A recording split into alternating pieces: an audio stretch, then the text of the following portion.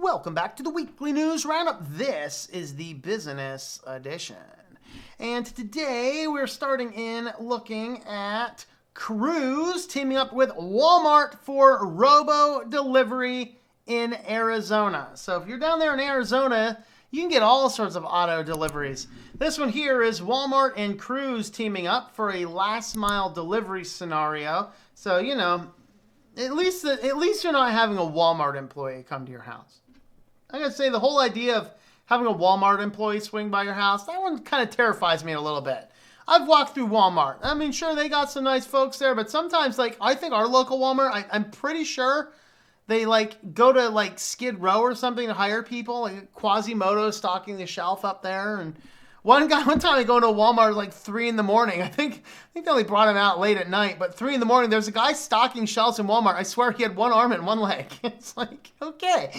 He had a job, though. That's good. He was contributing, and I will absolutely support anybody contributing to society rather than sitting down. But nevertheless, it was just an interesting thing. Weird, yeah. Customers, employees, Walmart's just weird. I know, I go there every now and again. Well, not for a long time, but anyway. Let's see. So, Cruise, this is part of their autonomous car driving program. Hey, let's just make sure these things aren't crashing with people inside. We'll just put groceries inside, because if the car crashes, groceries aren't going to get hurt. You know, never mind the fact you're putting them on public roads, they could crash into somebody else, but whatever it happens to be. So it gets down there in Scottsdale. If you're in Scottsdale down there, guys, let me know. Are you going to be ordering from Walmart auto delivery or not? Epic is asking Fortnite players if they are interested in a monthly subscription. Subscriptions get extra V-Bucks and early access to skins. I feel like a boomer right now. I have no idea what V-Bucks happen to be. I'm guessing it's in-game currency. Skins, isn't that like the clothes you wear, I guess? But yeah, you can go in there and I think they're still looking at free. They just want to do subscription services to get a discount on the money, I guess, is what they're looking at. But I don't know. You guys interested in that or not? Is this just an extra cash grab? Is this going to be something that, hey, we're going to get a certain number of subscribers on and then you can't go for free anymore? Are they going to do one of those models? I don't know. Very interesting to see what could be coming down the pipeline with that. Twitch explains the confusing copyright crackdown. So basically there were the RIAA, which came after YouTube DL recently. I did a video about that.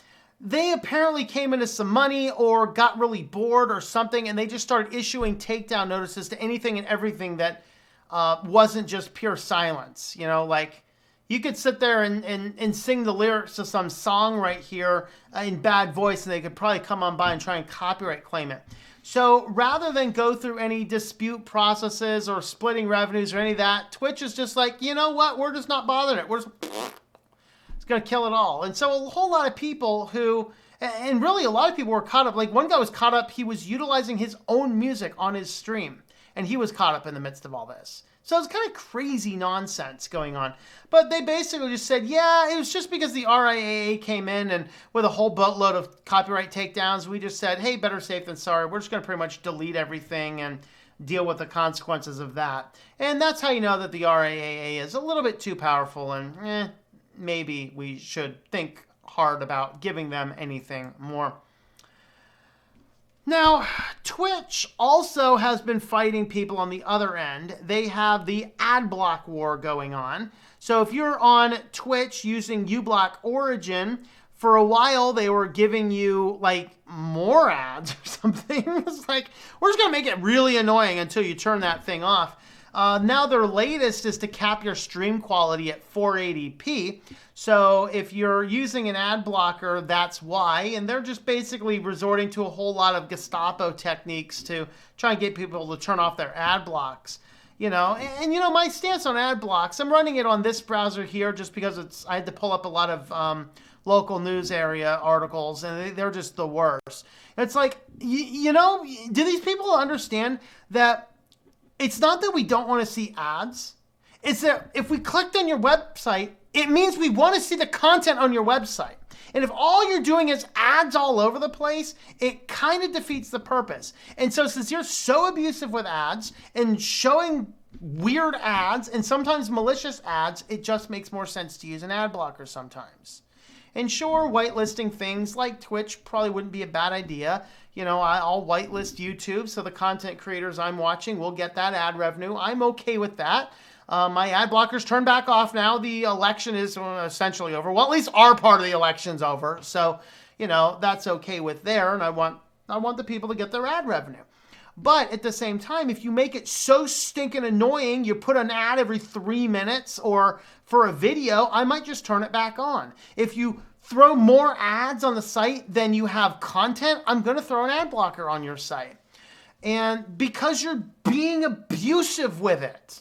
And that's why people are running ad blockers. So people running ad blockers on Twitch, you're now getting limited to 480p. So Twitch star Tyler 1 was in disbelief. I just can't believe it. What's happening? Big tech is doing bad stuff. Oh, wait, hold on. Anyway, disbelief yesterday after viewers reported their stream quality was throttled to 480p for using an ad blocker extension, uBlock Origin. League of Legends streamers said it can't be right, attributing it to a bug in Twitch's coding. Nope, no bug. It was something they pushed out because, yeah. A number of viewers have been airing complaints on Reddit over the last 24 hours, upset that Twitch capped the stream quality for those using uBlock's latest script. A Twitch spokesperson told Esports that a goal isn't to target ad blocker users with more interruptions with other viewers, but the company will continue updating the ad delivery, which will impact ad blocker functionality. In other words, never mind. So there you go. Thanks for watching. Here's a picture of a Twitch notice. Thanks for watching. You may be using a third-party tool browser extension that's impacting site performance. For the best Twitch experience, head on over to twitch.tv and support the stream. If you're already watching on twitch.tv, please review your third-party tools. I reviewed them. They're blocking ads. Suck it. All right. Parler, or Parler, I think they say is the official pronunciation, but they've given up and everyone just calls it Parler. This is a Facebook alternative, social media alternative, races to the top of the app stores because, yeah, Facebook and Twitter started blocking legitimately factual articles that had opposing viewpoints to what was in their heads over there. So, needless to say, a whole lot of people were jumping off of that, and a whole lot of people jumped on and started looking for alternative media. In fact, it got so bad, the #1 video on my channel this week was the video where I left MeWe. Okay, that's like the #1. Because apparently everybody's searching out all of the alt tech. So I actually have a full dedicated video to that. I think that one's coming out on Sunday at noon. But just a brief footnote here. I'm not mad at MeWe. I think MeWe is a fine platform if you're looking for something. It just did not fit in what we're doing here at SwitchedToLinux. That's why I deleted the account. But Parler races to the top. This one has become big among conservatives because there was a big conservative push with it. I looked into using them for my publishing company, but they absolutely require a phone number. So I said, nope, not doing it. Sorry. As long as you absolutely have to have a phone number for your service, nope, not using you. Deal with it. So anyway, that's the type of trends we're starting to see. Google now has a new app that will allow banks and creditors to lock phones if the user defaults on repayment. So this is where everybody is starting to put their phones on payment plans. People, let me give you a notice here. If you have to put your phone on a payment plan, you don't need that phone. You can go to Wally World, ask the guy with one arm who's stocking the shelves where the cell phones are, and you can pick up a crappy little cell phone for about $30. They're not good. They track a lot of data, but it doesn't have a payment plan. Okay? It doesn't have a payment plan. If you need a payment plan on your phone, you need a cheaper phone. So, because apparently in pandemic-iness where people are losing their jobs, people are defaulting on their phone payments. What is a poor company to do? Well, they're now pre-installing an app on a phone, and we found out about the app because it accidentally appeared on the Google Play Store. It's not there at the time I looked up the article last, and it was a mistake to be there. But it is a new app that is installed on a phone with a payment plan, and basically it is an app that allows them to kill the phone if you miss your payments. The same thing that backdoor, I don't know, like dirty end-of-town car dealers put on the car after giving you the subprime loan, that the moment that you miss a loan payment, they just push the little button from their office and your car completely stops working and the repo man gets a notification to come and haul it away. All right, that's the same type of thing. They're putting that on the phones. Now, is this app going to do a lot of other things, like start collecting more data or do a lot of other stuff? We really don't know, because there's not a lot of information about the app other than the fact it accidentally leaked up on the website, but they took it down. The device lock controller app should not have been listed on the Google Play Store, they said. If it remains to be seen if Google will tie up with carriers in India, banks, or OEMs to launch a similar app. So anyway, this is for banks who have a lien on a cell phone. This is how crazy our society is right now. I have a lien on my cell phone. If I don't pay my bill, they're going to push the button and turn my phone off. Good God. Well, Apple is getting a little bit crazier again. This time it is targeting the devs of Linux and Unix shell apps. So these are apps that allow people to get some remote work done. You know, you could pull up this guy and SSH into something on the fly. And Apple, following their general trend of, I want to make money on everything that's on here and deal with it, they're like, hey, we see that your app here, we're going to kick you guys off the platform because we can't make money off of you. And so they want to kick them off. Now, what they said is, they first said the app's just going to be removed. So it's just going to be deleted from the App Store. Then they came back like, what's going on there? They finally came back and said, all right. We're going to be able to keep the app as long as they remove certain components. And they wanted them to remove curl, pip, and wasm. The reason Apple said you need to remove those, because if you don't remove those, it means you can download things to the phone. So they're literally concerned that you're interacting with the internet. Yeah, that's Apple. I believe that they have acquiesced and is allowing them to keep the applications in there, but that's just what Apple does. They just like, hey, we're not making enough money off your app. Just kill it. All right, just kill it. That's fine. So anyway, there's that. And our feature story in business, Big Sur launches, and apparently what we found out in the Big Sur launch is even people who were not updating their Mac had a lot of problems. Their apps stopped working. A lot of people thought their Mac was broken. A lot of Macs slowed down. Well, what is happening? Well, it turns out that since Mojave, so fortunately I'm not running Mojave on this. I'm still on, I think I'm on Sierra on mine here. I have zero intentions to upgrade. Apparently, a feature they rolled in very silently in Mojave is that most of the, at least the built-in apps, would check home anytime you launched it. Now, if your Mac is not on an internet connection, it says, hey, there's no internet connection, skip, check, and launch. But if there's an internet connection, it has to check home and get an all clear to launch signal back from the home servers at Apple.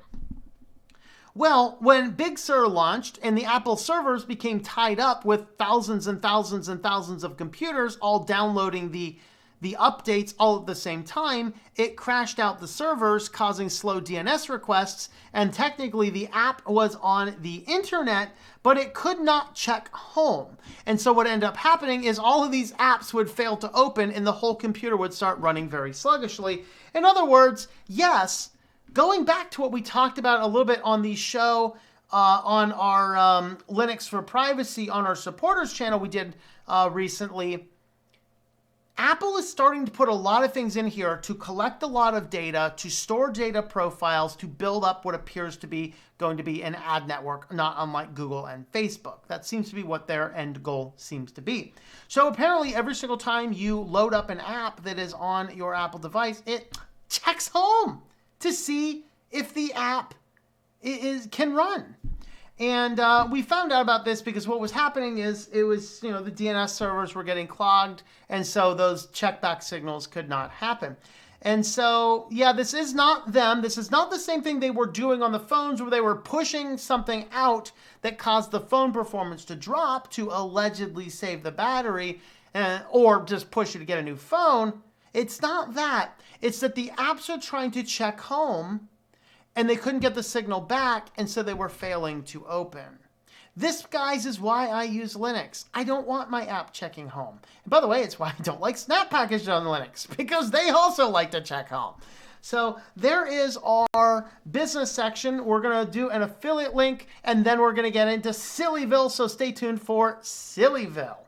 But for now, if you need a website, consider looking at A2 Hosting for your hosting platform. This is where I have all my clients hosting at right now. Get your share plans for as little as $2.99 a month for your first term, which can be up to 3 years. $8.99 afterwards. They have reseller, dedicated servers, VPS hosting, things like that. If you do need a website, reach out to me. I've been doing websites for a long time, and I'd be happy to give you a quote on a website as well. But if you use my affiliate link here, tlm.li/A2H, that will help support the channel. Now let's get on into the SillyVille news. And our first SillyVille article here. We talked the other day about Porsche working with Acer. Now Porsche is working with AOC. No, not the Congresswoman, the computer company, okay? So now they want to make a slick monitor. So now you have a slick Porsche design monitor next to your slick Porsche design Acer laptop. I could say that the monitor might be a little bit nicer than the laptop, just seemed a little weird, except it's a curved monitor.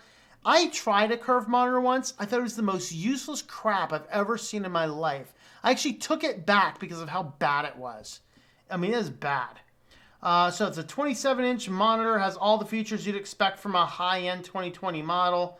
High-quality resolution, 240 hertz refresh rate, along with 1 millisecond gray to gray, 0.5 ms MPRT pixel response time. So very good monitor as far as under the software. Here's kind of the back of it. I think the stand and stuff, it looks kind of neat. It's a cool looking monitor there. Other than the fact that it's curved, and curved monitors just horrible. Like, biggest problem with curved monitors, dude, it grabs glare from everywhere. It's like you have to wear, like, all light has to be on the back side of it. I don't know, it's insane. It's a horrible experience, though. Very horrible experience on curved monitors. But that's what Porsche's up to, so, there you go. Smother me gently in this human-sized Pokemon pod. Not really tech-related, but I just thought it was kind of terrifying. So apparently you can get this pod, and so, I mean, I'm sorry, I'm a Pokemon virgin. What is this thing? Are you being eaten by the Pokemon? Are you becoming the Pokemon? I have no earthly idea what I'm looking at, other than it's a Pokemon. Is it this guy here? I mean, I see only his head sticking out. This must be that thing I heard about. Is it a Pikachu? I mean, come on. He's definitely peeking at you. But anyway. Well, on to more serious news. The National Guard needs to be deployed for the serious crisis in America that the high schools do not have enough video game labs. So the Army National Guard is going to be bringing esports labs into high schools. I don't know. So apparently this is a crisis. U.S. Army's relationship with esports has been an uneasy one. Hasn't stopped the branch of the military from becoming more involved in the industry. The latest move has seen Generation Esports announce a partnership with the Army National Guard, as well as the ASUS and Intel, to install esports gaming labs in 25 U.S. high schools. So, yeah, the high schools, they need, those high schools, guys, they need their video game labs. It is a crisis. I mean, so bad, it necessitates sending in the National Guard. Glad they're here to take care of this dangerous mission. Dangerous mission. So this Japanese town deploys a monster wolf robot to deter bear attacks. Apparently it's effective. I think they said they had like 150 some bear attacks last year, and since they've deployed the giant mechanical wolf, they haven't had any. Of course, this thing is kind of terrifying. Like, look at those red eyes. This thing is creepy. Totally weird.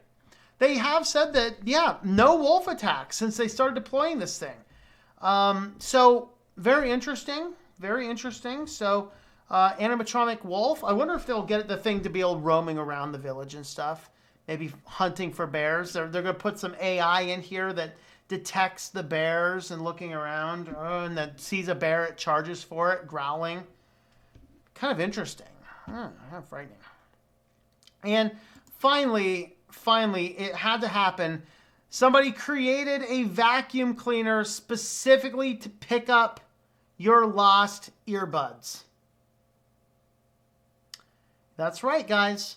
If you drop your earbuds, particularly near train tracks, I mean, I know people have died jumping onto the train tracks to get their precious earpods. I'm going to get down there and get my earpod just like in the movies and pull them out.